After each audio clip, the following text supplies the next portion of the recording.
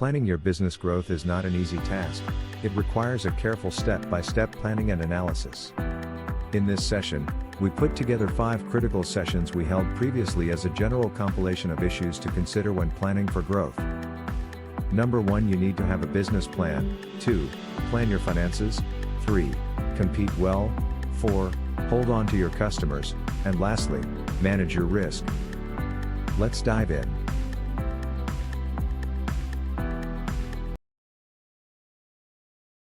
It is a well-known fact that businesses with a well-written business plan survive the longest. Without a work plan, the probability of spending years doing the wrong thing is high. Businesses with a well-written business blueprint stay focused, avoid distraction, do away with huddles, and have access to finances at the time of need. In this session, I will take you through a well-thought step-by-step approach to writing a solid business plan. We will look at the purpose of having a business plan, components of a business plan, and what you must avoid while preparing a business plan. Let's dive into it. The purpose of a business plan. Consider yourself as a traveler heading to a destination for the first time. Would you rather have a direction, a guide, a map and a compass, or walk blindly and rest your hope upon luck to get you there? If you rest your hope upon luck, you may be lucky to get help from people around. However, even at that, they need a clue about where you are coming from, where you are heading to, resources you have at hand and those you will need to get you to your destination, and whether or not your trip will yield a positive result or worth the trouble. If we apply this to business concept, the following purposes of having a business plan will emerge. A plan can be prepared for internal or external usage. For internal use, a business plan is prepared to serve as a guide to the management, to keep the management focused and on track, while avoiding pitfalls, and eliminating frustrations.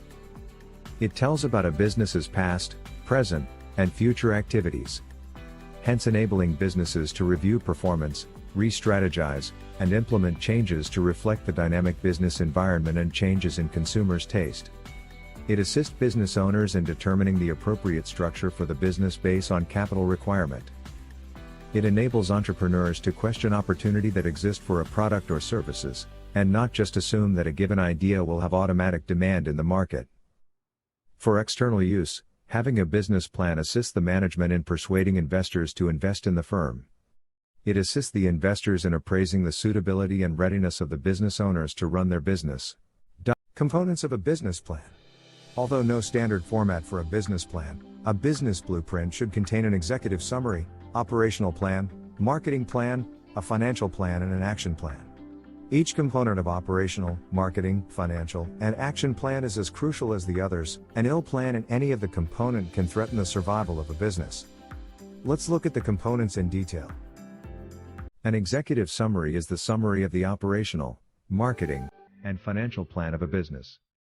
It serves as a highlight or summary of the business plan as a whole.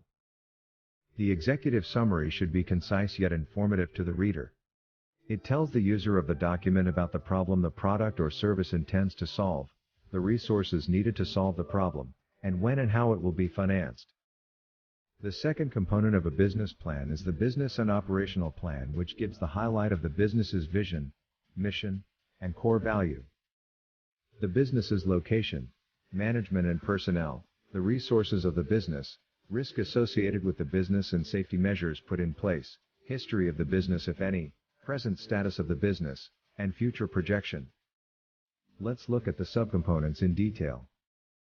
Vision, mission, and core values. A business vision entails the end result of your business in the future. It tells the reader about the dream you want your business to fulfill. Vision is dynamic in the sense that once you fulfill your dream, you will envision a better dream to be fulfilled in the future. To come up with a vision, you must ask questions about where you want your business to be in the next 5 to 10 years, what you will like your business to look like, and what you will like people to say about your business. A mission describes how you intend to attain your vision, taking into consideration your values and guiding principles. Core values are standards, beliefs, qualities, or view of life that you hold important. It includes statement about what is important to the owners, the community, and the society in which the business operates. A business structure provides details of the ownership structure of the business, whether it is run as a sole proprietorship, a partnership, a limited liability, or a public liability business. If there will be a change in the ownership structure of the business, it is important that when, why, and how the change will take place is captured in the document. A product or service provides the reader with the product description. It should include information about the raw material to be used, cost of the raw material, name and location of its supplier, and why the supplier was chosen. Assets include the list of all resources, tangible and intangible, currently possessed by the business, and their respective cost. Where the business intends to acquire additional asset, reason, usage, method, and source of funds for acquiring the asset should be mentioned. Location capture where the business is located and why the location was chosen. It should capture the history of the location and the conveniences of the business in relation to crime rate in the location, quality of services, and availability of raw materials and labor force. Where labor and materials are not within the chosen location, proper arrangement should be made for materials and labor movement. Management and personnel looks at the capability of the management team in terms of knowledge, experiences and skills, why they were chosen, and why they should be trusted.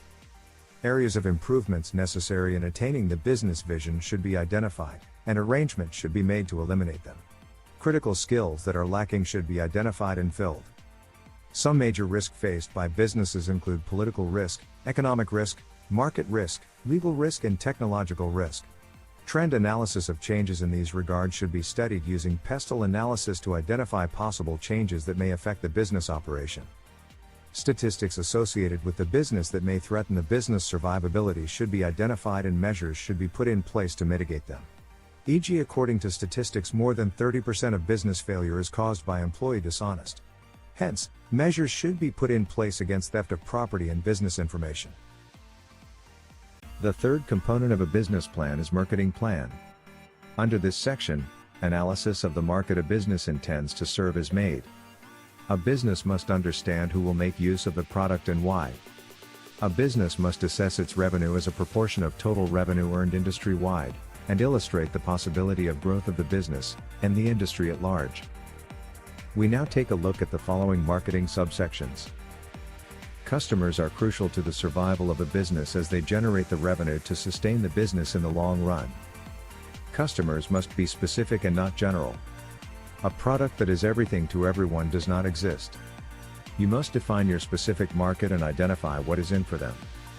Defining your target market involves defining their demography, their income, and spending habits in relation to your industry.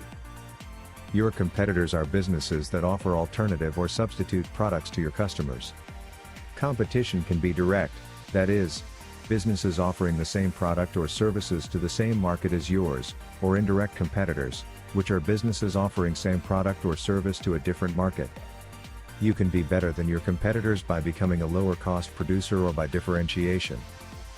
Differentiation can sprout from tangible resources such as having a faster and more efficient state-of-the-art technology not possessed by your competitors, or in an intangible form such as a better human capital, brand, and research and developments which are rare and difficult for your competitors to replicate. It is important to study your competitors, their strengths and weaknesses, their product and services and marketing strategy.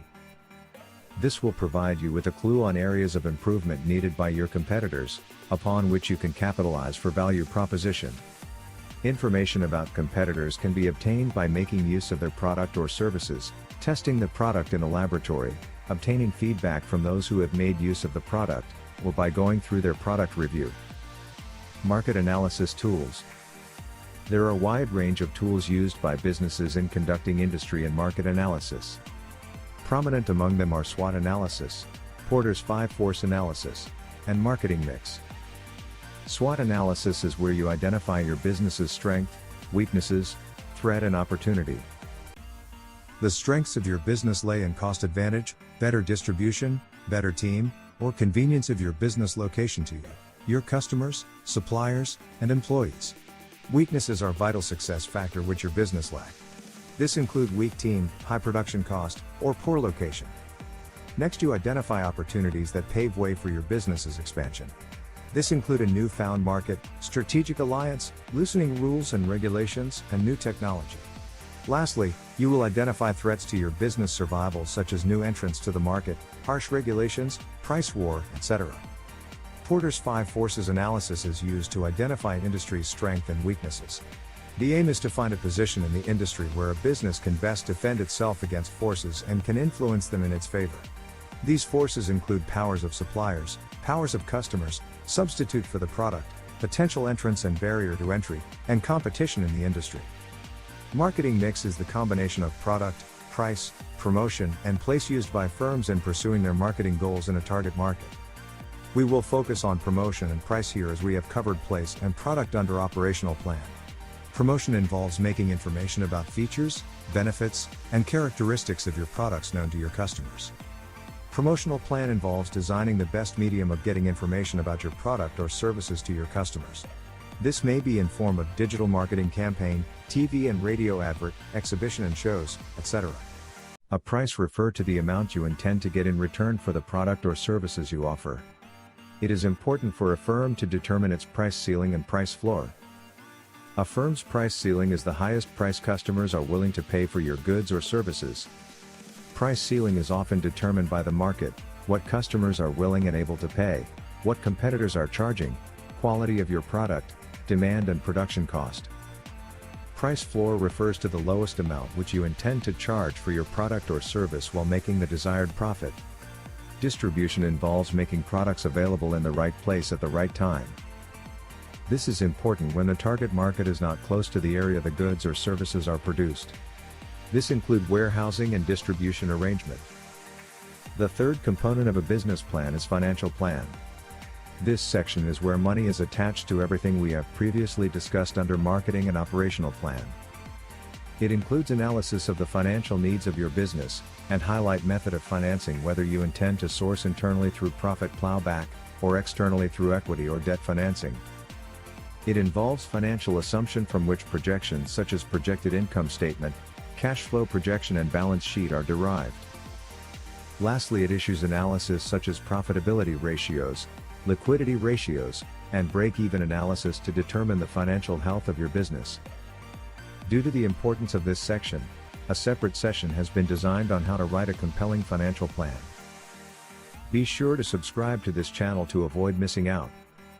The final component of a business plan is action plan, which refers to the design of a step-by-step implementation of the business plan.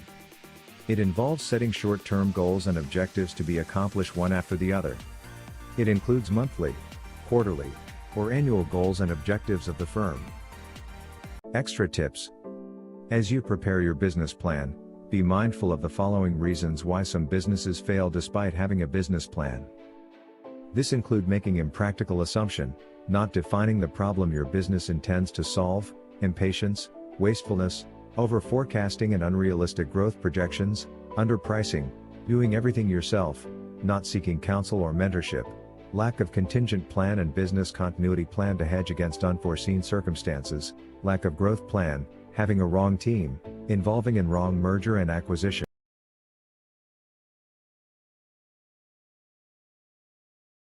Recall that the importance of this section of business plan was mentioned in our earlier session on how to write a business plan. It is important that you will look at the video if you have not done that, as we will be making reference to the other components as we move on. The financial plan component is very important to the owners in convincing investors about the viability of their business idea, and in assisting the business owners in coming up with a realistic expectation.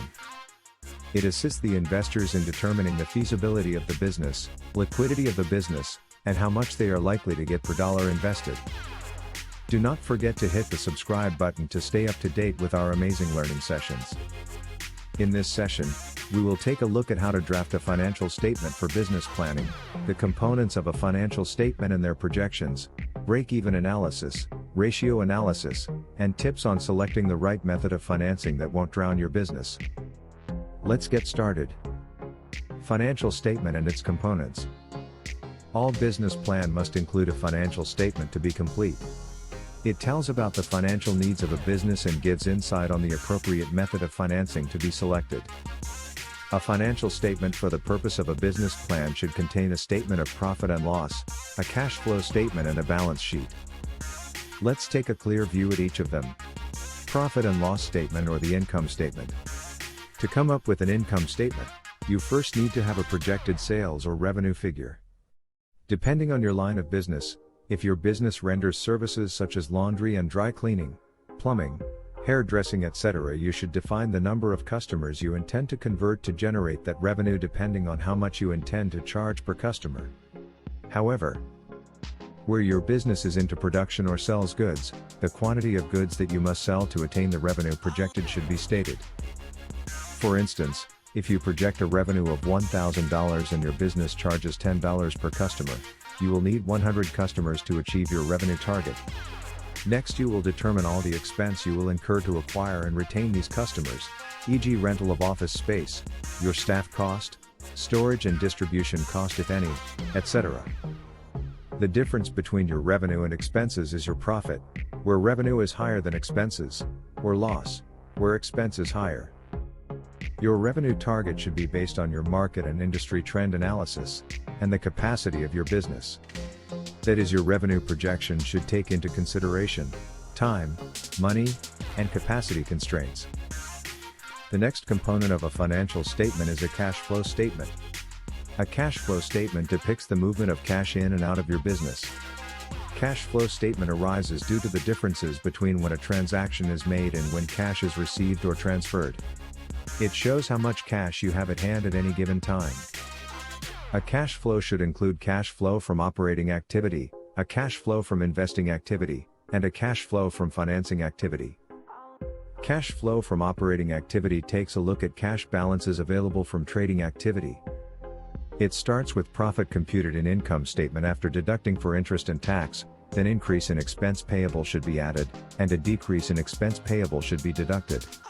Also, where your revenue receivable increases, this should be deducted, and a decrease in receivables should be added to give accurate movement of cash.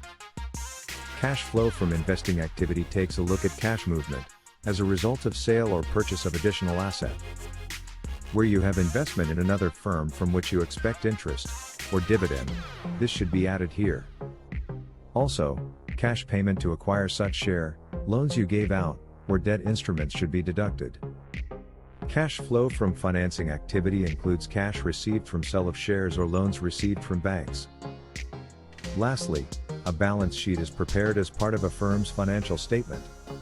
Herein the business capital, asset, and liability of the firm is accounted and projected for using appropriate accounting formula, i.e. capital plus liability equals asset.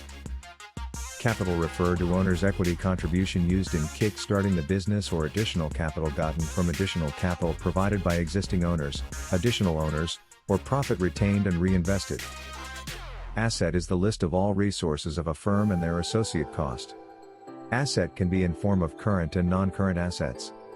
Non-current assets are all assets likely to last more than a year, while current asset are assets that can be easily converted to cash and last less than a year. Liabilities are claims against a firm. It comes in form of a current and long-term liability, while current liabilities are liabilities that takes less than a year to settle. Long-term liabilities are claims against a company that takes more than a year to settle. Break-even analysis. Due to the amount required to cover startup cost and expenses, it is less likely to start making profit as soon as you start operating. Consequently, the need to carry out a break-even analysis to determine when your business will stop making loss, when cost will be equivalent to total revenue, and start making profit. Break-even analysis tells you how much your business needs to generate or how much product you need to sell to cover your cost. To compute your break-even point, take your total cost and segregate them into fixed and variable cost. Variable costs are directly attributed to your product or services. If you do not produce or render services, it will not be incurred, while a fixed cost is the cost associated with your business which is incurred whether or not you produce or sell a product or render a service. This includes staff cost, admin cost, advert, rentals, etc. Divide your fixed cost and by the difference between your price and variable cost to give you your break-even point. When your break-even point is too high, you either lower your cost, increase your price, or both. Profitability, liquidity, and long-term solvency ratio. The most important ratios in business plan are liquidity, long-term solvency, and profitability ratio. Liquidity ratio tells the investor how liquid a firm is, and how quickly a firm can raise cash to settle its short-term debt. This is determined by weighing current asset against current liability. Long-term solvency or leverage ratio determines whether or not a firm's equity is enough to cover its long-term debt. Profitability ratio determines the profitability of the business venture by weighing the firm's profit against their revenue. Method of financing. Finance is the lifeblood of your business. No business can survive without funds. Hence, it is important to know type of finance to access, when, where, why, and how to access finance. There are two forms of finance, namely, debt and equity. Each has its pros and cons. While debt can threaten your survival if not well managed, equity form of finance reduces your control and decision-making power. We will look at these two in detail in our subsequent sessions.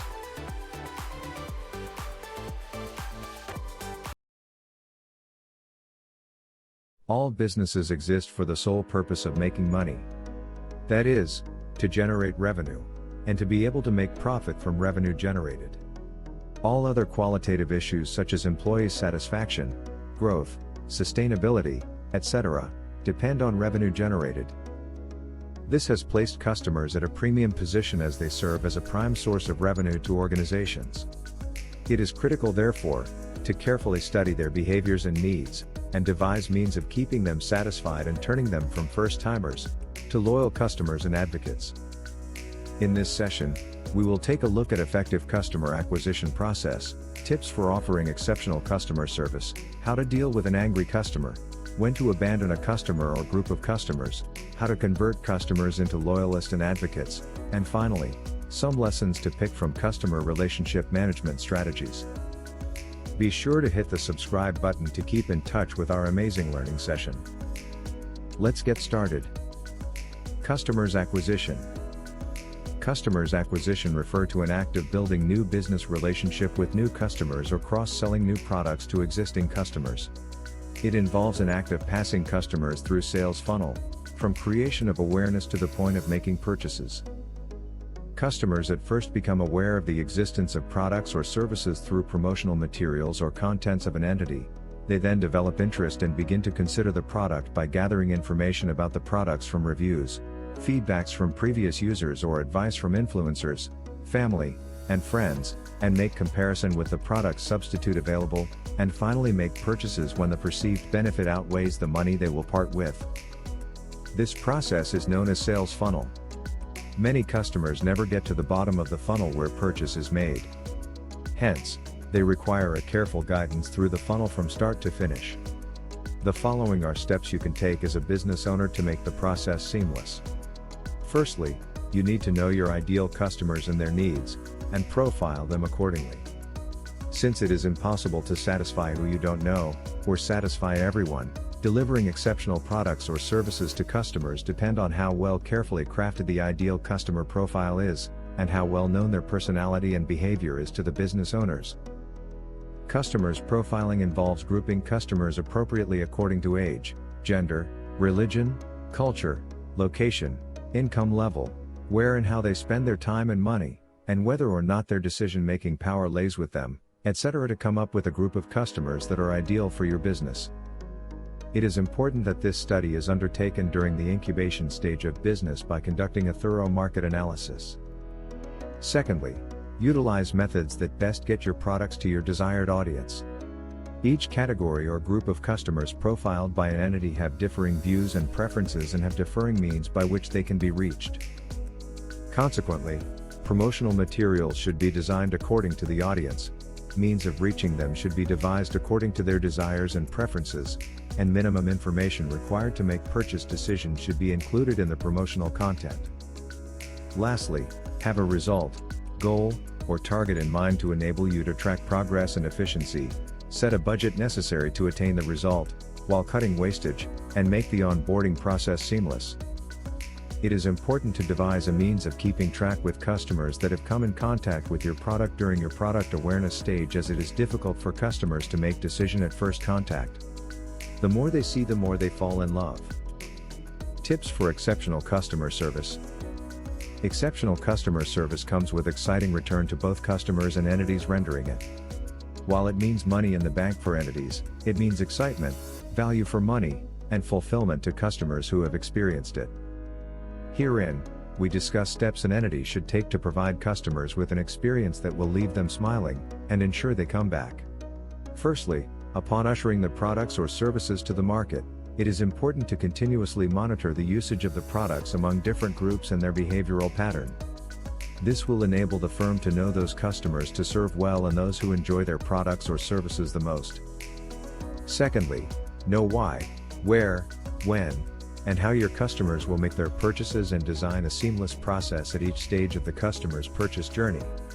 A stress-free purchase system saves customers time and energy, and wins their loyalty for the product or services that provide them. Number 3, the world is not a smooth ride. Hence, organizations are bound to face challenges. How organizations progress depend on how quick they accept and address customers' feedback and complaints within turnaround time. Customers' feedback serve as sources of products' ideas generation and improvements. Number 4, keep promise, keep promise, keep promise, and do not overpromise during your marketing campaigns or say yes to all customers' requests. It is possible to acquire customers using deceitful approach, but when the true picture appears to them, they will definitely leave. If you can paint a good picture, why not create it? Number 5, train your customer service representative on areas of human psychology such as anger, frustration, happiness, and other behavioral aspects. This will enable them to know how to deal with frustrated customers and how to keep the happy ones happy with just words of mouth. In addition, train them on your product features, characteristics and benefit of your products and its advantages in comparison to your competitors' products. Number 6, explore the power of saying thank you for patronizing us, thank you for your patience, and sorry for your inconveniences, upon purchases, receipt of feedbacks, or resolution of complaints. In addition, from time to time, offer gift and freebies to existing customers based on revenue generated from them or referrals received, and keep in touch with your customers via text and calls during ceremonials such as birthdays, marriages, and festive periods. How to deal with an angry customer. Customer service work involves a lot of emotional labor. A lot of people walk with sadness and unhappy moments and look for who to unleash it on, and if the customer service reps happen to be the unlucky recipients, they will get it. Likewise, when they are in a happy mood. Therefore, customers abuse management should start with a strong warning against abuse on your website or in your corporate environment. Secondly, if their frustration is about services offered, listen carefully to their complaints, try and dissect the issue first, understand the customer's frustration, empathize with them, then seek to be understood. Be honest and straightforward with steps you and the customer will need to take to resolve the issue. If the customer frustration escalates into an abuse despite trying to be calm and professional, involve your superior. If the issue has to do with policy or agreement earlier reached, refer the customer to the policy or agreement. If the customer won't want to hear your part of the story, employ the silent treatment technique and keep numb until they are done talking, walk away, or hang up. If all strategy won't work, it's time to respond harshly as well and issue warning. When to abandon a customer. As time goes on, entities' customers are likely to become liabilities rather than assets to an entity. From customers who demarket an entity's product, to those who buy on credit with the intention not to pay, to those with excessive complaints. How then should a firm deal with such unprofitable customers? The soft approach is to make it difficult for unprofitable customers to access your entity's products without the customers noticing. This approach, known as Devil and Angel, was used by Best Buy in 2004, in an attempt to do away with what they referred to as devil, and spend time with the angels. They modified the outlook of their store to daunt unprofitable customers from buying from them. Another approach is the use of a direct approach as used by Sprint Nextel in 2007, where they wrote to notify customers with extreme customer service call history of their contract termination. The third strategy involves prioritizing customers according to profitability, and dissatisfying the unprofitable customers using preferential treatment. That is, raising the price of services rendered to them, delaying their service request, or reducing their service level. According to a study conducted by Heen Lane and Kaplan, these approaches work better when an organization is a market leader, sells products of superior quality, or has a strong monopoly. Doing away with unprofitable customers for these entities might lead to improved customer experience for the existing ones, which will lead to improved corporate image as the entity will have resources and time to focus on retained customers. However, entities using these approaches must trade with caution as it may lead to spread of negative news about the entity which may affect customer acquisition going forward. Hence, organizations that wish to abandon customers should compare cost of keeping them to the benefits, the number of unprofitable customers and their influence in the society, and take social balance theory into consideration. That is, what effect will letting go of customer have on relationship with existing customers and new customers? Converting customers into loyal advocates. Customers' loyalty arises as a result of deepened relationship with customers. Have you heard of generational customers? That is what customers' loyalty can do. Take football clubs for instance. You may find a whole family supporting one football club for generations, and whoever amongst the family members wants to deviate from the practice get cut off the chain. Same applies to some prominent household products. Hence, loyalty fosters customers' retention and reduces customers' acquisition cost. It helps in reaching an untapped market through referrals, favorable reviews. Therefore, it is important to request for referrals from existing customers on social media or encourage referrals by running referral-based promo. Some helpful theories and strategies. We will look at the following strategies in detail in our subsequent session and their applicability to what we have discussed so far. Before then, here are some highlight. 1. Customer Activity Circle and Customer Life Circle. Customer Activity Circle refers to steps taken by customers before, during, and after purchasing a product. It involves customers' experience in toto, while Customer Life Circle focuses on the journey of a customer, from awareness stage to when they become loyalists and advocates to their exit. ABC analysis, one of the strategy used by firms in ranking customers according to how important they are to organizations in reaching their revenue target, to determine those entitled to exceptional customer service before others, is the ABC analysis. It's a strategy that follows the 80-20 Pareto rule. It is used in segmenting customers into 3 groups, with Group A being the most valuable customers representing 10% of the overall customer base, and contribute substantially 75% to the firm's profitability. Group B represent 20% and contribute 15% of the firm's profit, while Group C represents 70% of the customer base and contribute only 5% to the firm's profit. Due to the dynamism of the world, customers can move upward or downward within the group, and circumstances can change for better or worse. Social exchange theory. According to this theory, individuals engage in behaviors that are beneficial to them and avoid behaviors they deem harmful. To keep customers, therefore, your entity must continuously offer goods and services that give customers optimum value for money. It also states that people give much to others in anticipation of receiving much from them. Those who receive much are under pressure to give much. Therefore, freebies to customers will most likely yield high return on amount invested. Social penetration theory states that relationship bond is formed through self-disclosure. Hence, individuals who seek to form a strong bond must continuously disclose personal information such as culture, preferences, feelings, goals, and beliefs. The more your customers know you through revealed information, the more they fall in love with you. In conclusion, customers are less likely to remain indefinitely active. Whether one-time purchasers or loyalists, customers will eventually churn their relationship with businesses. Since the cost of acquiring new customers far outweighs the cost of retaining them. The goal is to acquire the best fit for the company and keep them for as much time as possible and to drive as much profit from them as feasible. Hence, from time to time, number of customers acquired should be compared to number of customers lost. A healthy relationship leads to loyalty and referrals. Neglecting the issues raised herein may cause customer aberration, churn, and dormancy.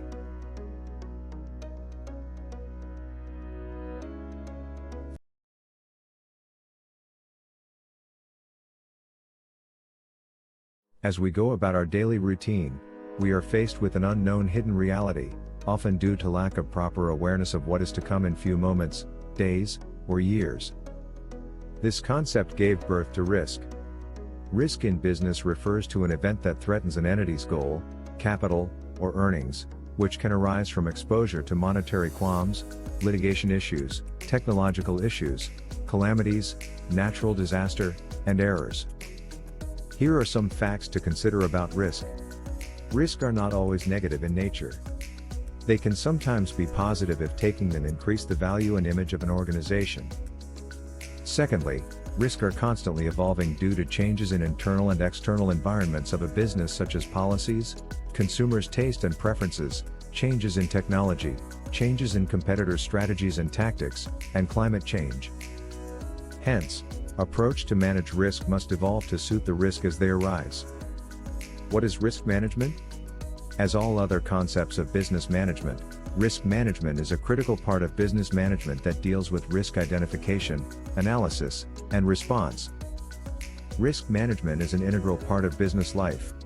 It involves proactive rather than reactive approach to control future outcome and informs organizations on those risks to take, those to avoid, and those critical to achieving business objectives and goals.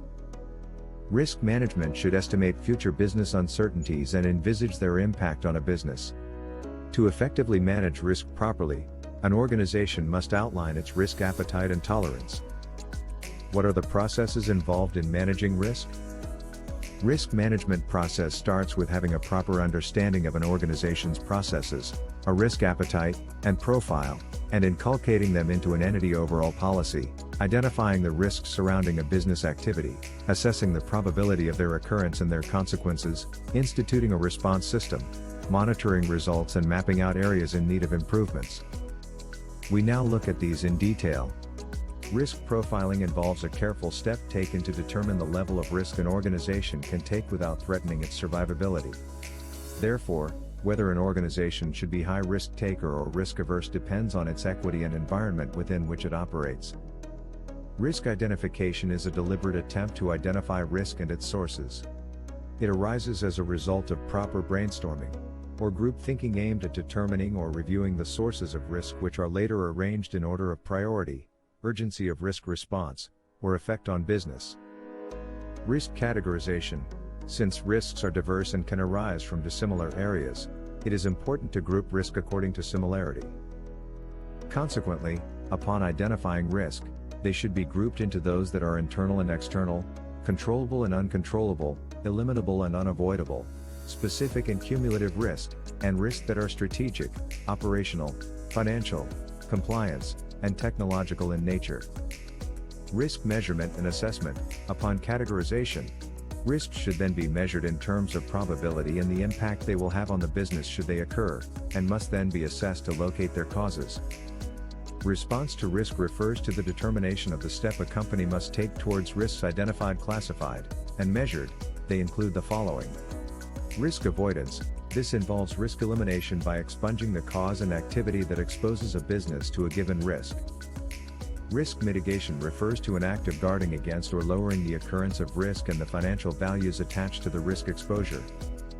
Risk acceptance is where a business determines to be comfortable with risk and resolve not to take action to minimize or eliminate it. Risk transfer involves shifting the burden of risk to a third party who have more resources and experience to manage the risk. Risk treatment refers to an exercise undertaken to thwart the identified risk from reoccurring. It involves selection of controls and treatment, implementing controls and treatment, and monitoring treatment and controls. Benefits of risk management. An effective risk management improves risk consciousness, decision-making and planning, buoyancy in organization, consumers' loyalty, success rate of an organization, and ensures efficient operational environment, and decreases corporate failure and bottlenecks in the system. Risk management strategies. Risk management strategies are an important part of risk selection process of an organization for utility to be maximized. Before an organization determines whether or not to embark on a given venture or decision, it must decide the suitability and risk exposure of the decision to its overall corporate goals. Hence, an organization's choice of risk response depend on the feedback from its risk management strategy and risk appetite. The following are some of the models used by companies in determining the suitability of risk to overall corporate goal. These will be viewed in detail in our subsequent series. In summary, Risk management strategy include the use of what-if analysis to measure the outcome of a given threat and its severity. Risk-reward analysis is another model used to measure the trade-off between risk and the reward of undertaking the risk, to determine the worthiness of the risk. Contingency planning, this involves having necessary plans in place to cater for a rise situation. It involves strategic plans of what will be done when things don't go as expected. Fishbone diagram, this is used normally by businesses to identify the foundation of a problem. It involves in-depth analysis of problem likely to occur in order to uproot the cause and safeguard against losses. Process map, this involves qualitative and quantitative analysis of problems that are likely to occur in a business by analyzing the process flow of the entity's operation. So far we have been able to outline that even though risk is an integral part of an organization and must occur, the ability of an organization to succeed or fail depend on its ability to identify and manage critical risk. Do not forget to hit the subscribe button to stay up to date with our amazing learning sessions.